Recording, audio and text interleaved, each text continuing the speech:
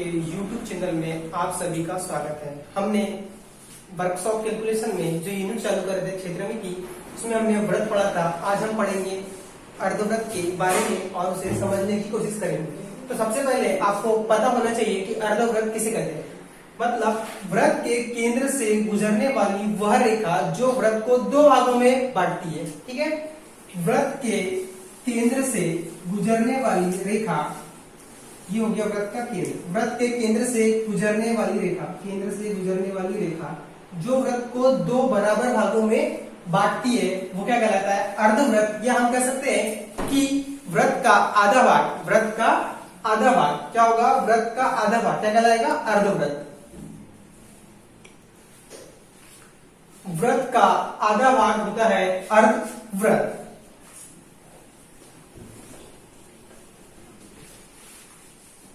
तो हम देखेंगे कि अर्धव्रत का क्षेत्रफल क्या होता है।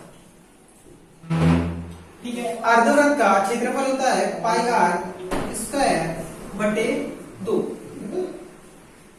पाई आर स्क्वायर बटे 2 मतलब व्रत का क्षेत्रफल होता है पाई आर स्क्वायर।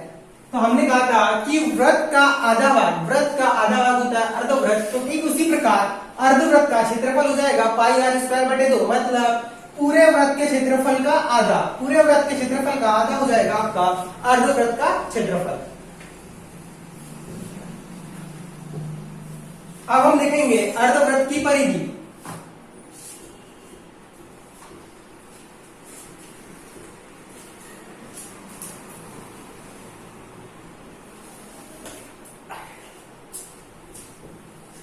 अर्धव्रत की परिधि, अर्धव्रत की परिधि होती है pi R plus 2r, pi R plus 2r। यहां से हम r को कॉमन निकाल लेंगे, तो r को कॉमन निकालेंगे तो हमारे पास हो जाएगा पाई प्लस 2, पाई प्लस 2। ये क्या हो गया? ये हो गई अर्धव्रत की परिधि। हमने इसके पहले पढ़े थे अर्धव्रत का क्षेत्रफल व अर्धव्रत की परिधि।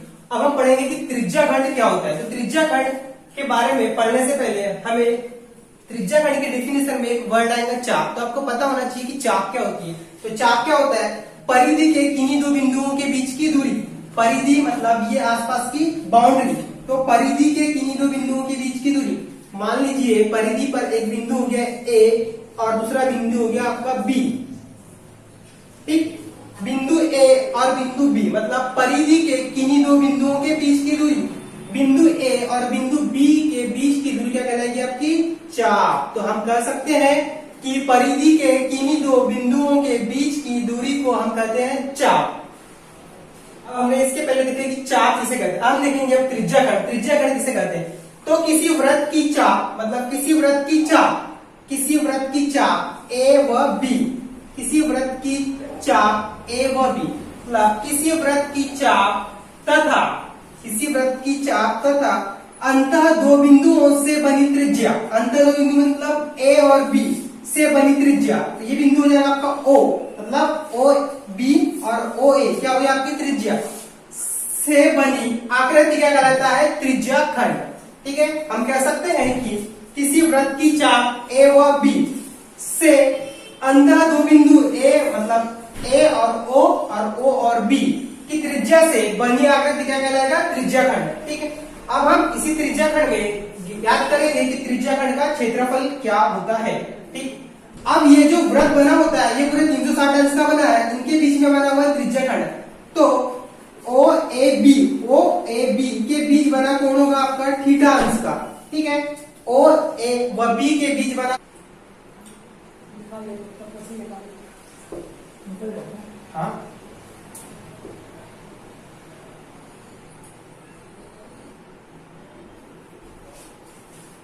अब ये क्या दिया हुआ है? पूरा व्रत, पूरा व्रत एक व्रत। ये क्या दिया हुआ है? पूरा व्रत। तो ठीक है, पूरे व्रत का क्षेत्रफल क्या होता है? हमने पढ़ा है कि व्रत का क्षेत्रफल होता है पाई आर स्क्वायर। चूंकि एक पूरा व्रत कितने अंश का कोण बनाता है? 360 अंश का। तो व्रत का क्षेत्रफल होता है पाई आर का स्क्वायर और एक व्रत बना रहा है कितने अंश का कोण? 360 अंश का कोण बना रहा है। तो 1 डिग्री के बराबर क्या हो जाएगा? पाई आर स्क्वायर बटे 360 अंश।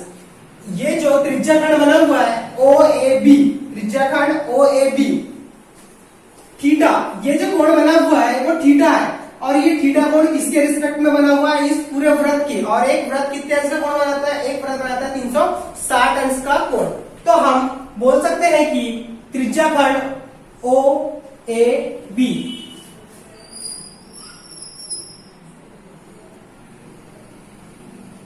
त्रिज्याखंड ओ ए बी का क्षेत्रफल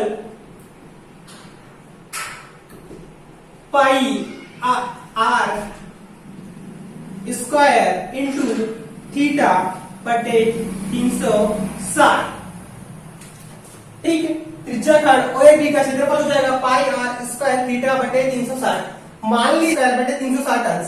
अब हमारे पास दिया हुआ है कि थीटा का मान दिया हुआ है 60 अंश, पूछ रहा है कि इस त्रिज्याखंड ओएबी का क्षेत्रफल ज्ञात कीजिए, और हमारे पास दिया हुआ है थीटा का मान 60 अंश। तो हम इसका त्रिज्याखंड ओएबी का क्षेत्रफल ज्ञात करेंगे जब थीटा का मान हमारे पास 60 अंश दिया हुआ है।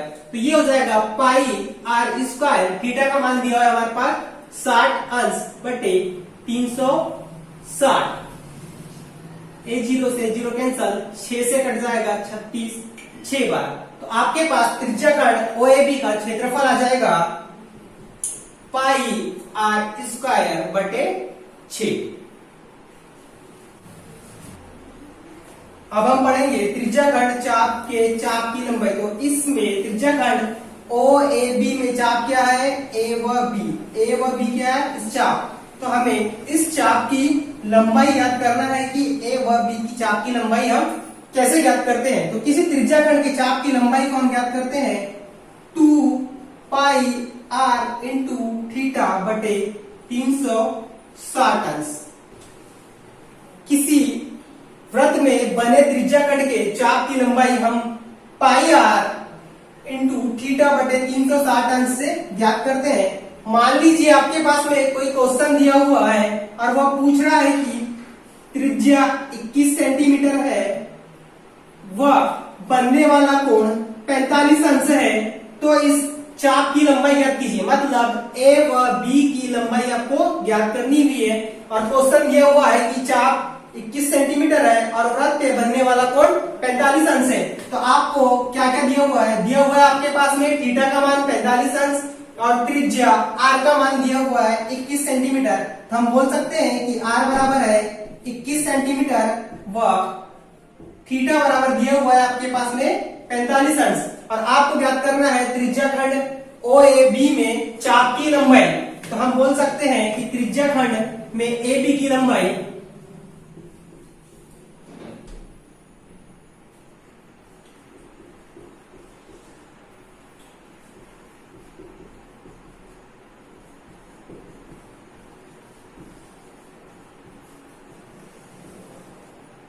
आपको ज्ञात करना है त्रिज्याखंड ओ ए बी में ए व बी के चाप की लंबाई। आपके पास में दिया हुआ है आर बराबर 21 सेंटीमीटर और थीटा का मान दिया है 45 अंश। हम ज्ञात करेंगे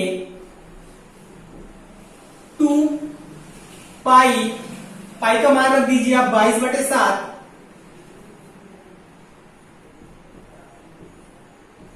इंटू आर का मान दे रखा है आपके पास में 21 सेंटीमीटर।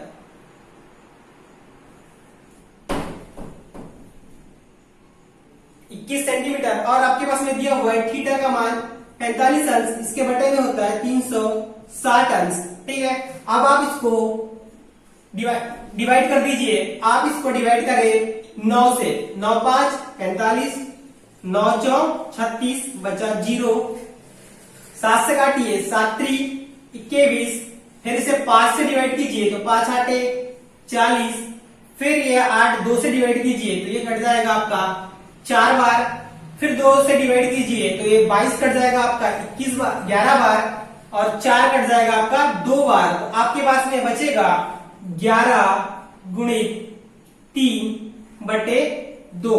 ये हो जाएगा आपके पास 11 तिया 33 बटे 2। 33 है क्या?